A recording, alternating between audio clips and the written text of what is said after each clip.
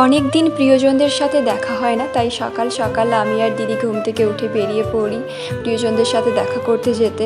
এবং রাস্তায় ভীষণ সুন্দর মেঘ, গাড়ি থেকে নেমেই বুঝতে পারি রোদ্দুরের তাপমাত্রাটা অনেক বেশি ছিল, যে কারণে ভীষণই তাপ লাগছিল। ছাতা মাথায় দিয়েও ভীষণ তাপ আটকানো যাচ্ছিল না।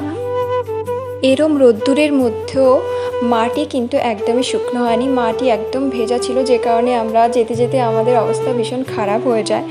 তো এভাবেই আমরা পৌঁছে যাই প্রিয়জনদের সাথে দেখা করতে। গিয়ে প্রথমে আমার দিদার সাথে দেখা হয়, দিদার সাথে অনেক দিন বাদে দেখা হলো।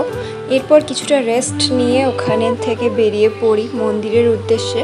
এই মন্দিরটাতে এর আগেও অনেকবার এসেছি, প্রচুর ছোটোবেলা থেকে অনেকবার এসেছি, আবার এসেছি পুজো দেওয়ার জন্য। প্রথমে তো আমি ভয় পেয়ে গেছিলাম যে এত দেরি হয়ে গিয়েছে, মন্দির খোলা থাকবে কিনা। মন্দির তো খোলা থাকবে, কিন্তু ঠাকুরমশাই থাকবেন কিনা। কিন্তু পরে গিয়ে দেখি না, ঠাকুরমশাই রয়েছে, কারণ আজকে যেহেতু অমাবস্যা, আর অমাবস্যাতে হয় কালী পূজা, তো সেই জন্য মন্দির খোলা ছিল। আমি তো গিয়ে আমার একদম মনে হলো প্রাণটা ফিরেছে, নইলে এত দূর থেকে এসছি, আমাকে ফেরত যেতে হতো। এরপর এখানে আমি আর দিদি দুজনে পুজো দিয়ে দিই। এরপর পুজোর পর আবার অঞ্জলিও দিই এখানে কালী মাতার মন্দিরে। এই কালী মাতা শুনেছি অনেক জাগ্রত, তো আপনারা সবাই আসতে পারেন এখানে এই মন্দিরে। পুজো শেষে আমি আর দিদি আবার বেরিয়ে পড়ি, কারণ প্রচুর কাজ রয়েছে, সেই কাজগুলো করতে হবে, মেনলি কাজের জন্য আসা। তো আমি আর দিদি আবার ওখানে কিছু ফটো তুলে তারপর ওখান থেকে বেরিয়ে পড়ি।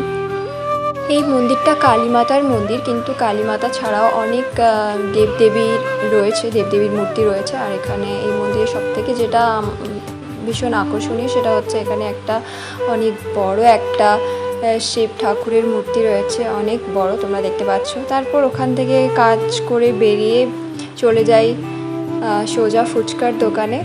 মাসিও রয়েছে আমাদের সাথে, মাসি আর রিক রয়েছে, আমি আর দিদি। এখানে ফুচকাটা বেশ ভালোই বানিয়েছিল, তো সেজন্য একটু বেশি খাওয়া হয়ে গেছিলো ফুচকাটা। তো এখানে ফুচকা আবার পার্সেল করে নিয়ে নিই। আর ফুচকা খাওয়ার পরেও আরও অনেক কাজ ছিল, সেই সমস্ত দরকার মিটিয়ে আমরা খুবই টায়ার্ড। আর মাসির ছেলে রিক ফোন দেখছিল, ওকে বারণ করলেও শোনে না।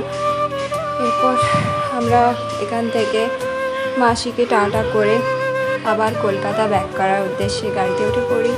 আর রাস্তায় যেতে যেতে দেখতে পাই একটা জায়গাতে মেলা চলছে আর নাগরদোলা ঘুরছে। তো তোমাদের কাদের নাগরদোলায় চড়তে ভালো লাগে তারা কিন্তু অবশ্যই কমেন্ট করে জানাবে। এরপর আমরা পৌঁছে যাই কলকাতা। তো তোমরা যারা ফেসবুক থেকে এই ভিডিওটা দেখছো তারা অবশ্যই আমার পেজটাকে ফলো করে দিও, আর ইউটিউব থেকে যারা দেখছো তারা অবশ্যই আমার চ্যানেলটাকে সাবস্ক্রাইব করে দিও।